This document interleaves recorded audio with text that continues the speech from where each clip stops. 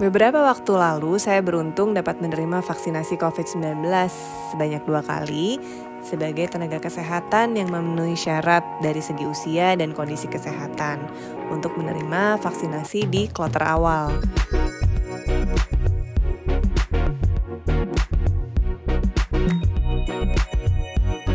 Hari ini saya mau vaksin yang kedua.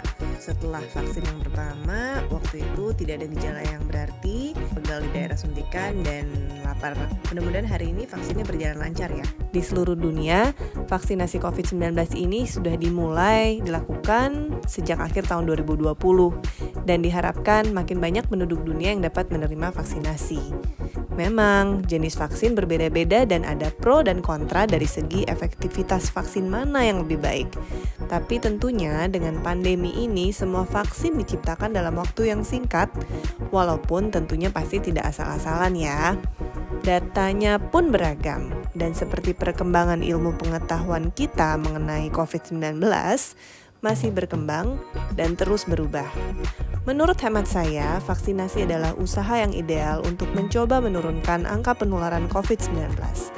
Tetapi tentu bukan jawaban akhir untuk segalanya, karena masih ada mutasi virus strain baru, dan ketersediaan vaksin pun untuk seluruh dunia dan Indonesia khususnya masih harus dikejar. Mudah-mudahan vaksinasi akan cepat tersedia bagi masyarakat Indonesia. Vaksin yang digunakan di Indonesia sampai saat ini adalah vaksin dari produk Sinovac dari Beijing yang beredar dengan merek CoronaVac.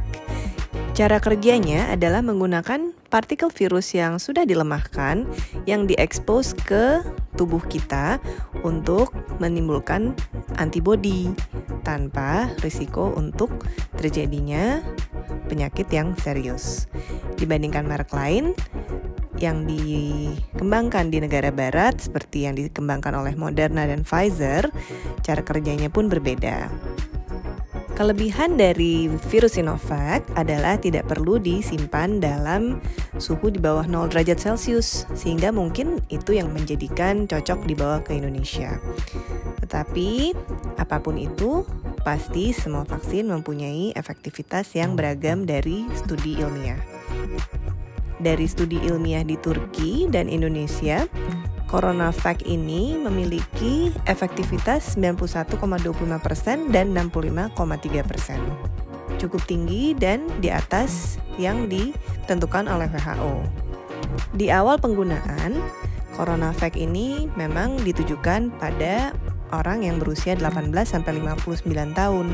Tetapi beberapa hari yang lalu, BPOM baru saja mengeluarkan izin bahwa vaksin ini dapat digunakan pada mereka yang berusia di atas 60 tahun. Di video ini saya juga ingin mengingat kembali bahwa persis 1 tahun yang lalu, seorang dokter mata di Cina yang bernama Dr. Li Wenliang adalah dokter mata yang pertama kali membunyikan tentang adanya virus COVID-19 ini.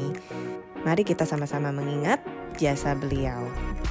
Walaupun vaksin sudah mulai banyak beredar, namun jenis mutasi virus yang baru juga banyak dan lebih mudah menular. Jadi kita tetap tidak boleh lengah dari protokol kesehatan.